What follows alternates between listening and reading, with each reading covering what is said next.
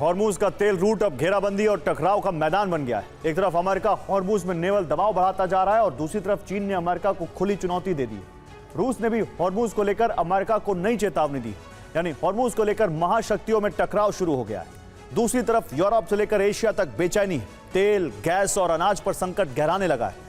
सवाल खड़ा हो रहा है कि क्या हॉर्मूज के रुक जाने से दुनिया में मंदी का एक बड़ा खतरा मंडरा रहा है। यूएन की नई रिपोर्ट इसी तरफ इशारा कर रही है।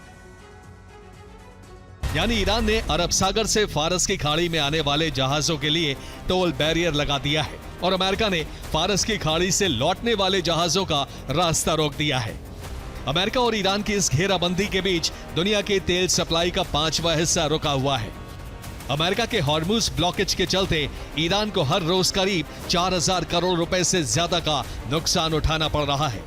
अरब देशों को हर रोज अरबों रुपए का नुकसान हो रहा है, लेकिन इससे भी बड़ा नुकसान एशिया और यूरोप के देशों का है। ही अमेरिकी घेराबंदी लागू हुई, चीन के तेल टैंकर रिच स्टारी ने पहले यू टर्न लिया, लेकिन कुछ ही घंटों बाद उसने फिर से एंट्री की। इस बार अमेरिकी नौसेना को साफ साफ संदेश दिया गया। जहाज पर चीनी चालक दल था और चीनी झंडा। इसके बाद ट्रंप की नौसेना देखती रह गई और चीन का ये टैंकर ब्लॉकेड को चीरते हुए निकल गया। चीनी रक्षा मंत्री एडमिरल डी जून ने कहा, हमारे जहाज हॉर्मूज में आते जाते रहेंगे। ईरान के साथ हमारे ऊर्जा समझौते अटूट हैं और हम उनका सम्मान करेंगे। यूएस हमारे मामलों में दखल देने की कोशिश ना करे, इसका अंजाम बुरा होगा। और चीन ने किसी सामान्य तेल टैंकर से अमेरिका का ब्लॉकेड नहीं तोड़ा है। इसके लिए चीन ने उस रिच स्टारी नाम के तेल टैंकर का इस्तेमाल किया जिस पर अमेरिका ने प्रतिबंध लगा रखा था। दावा है कि यह टैंकर प्रतिबंधों के बावजूद हॉर्मूज पार कर गया, यानी यूएस का हॉर्मूज घेरा तोड़कर चीन ने ट्रंप को सीधी चुनौती दी है। अमेरिका ने चीन के इस जहाज को 2023 में ब्लैकलिस्ट कर दिया था।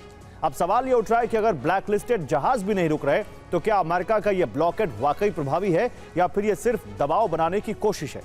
और अब ट्रंप की मुश्किलें और बढ़ती चली जा रही हैं, क्योंकि हॉर्मूज पर अमेरिका अकेले पड़ता दिख रहा है। ट्रंप ने हॉर्मूज की सैन्य घेराबंदी कर दी है तो चीन खुली चेतावनी दे रहा है कि सप्लाई चेन में दखल ना हो। यूरोपीय यूनियन के नेता भी हॉर्मूज को लेकर ट्रंप की नीति पर सवाल उठा रहे हैं और ब्रिटेन जैसे देश खुलकर कह रहे हैं कि यहां सैन्य कार्रवाई के पक्ष में नहीं है। और हॉर्मूज अब सिर्फ एक स्ट्रेट नहीं रहा, यह महाशक्तियों के बीच खुली खींचतान का मैदान बन गया है।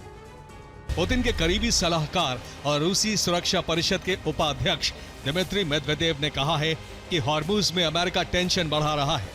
उन्होंने कहा कि दुनिया हॉर्मूज खुलवाना चाह रही है, लेकिन अब अमेरिका हॉर्मूज की नाकाबंदी कर रहा है। मेदवेदेव ने यह भी कहा है कि हॉर्मूज ईरान का परमाणु बम है।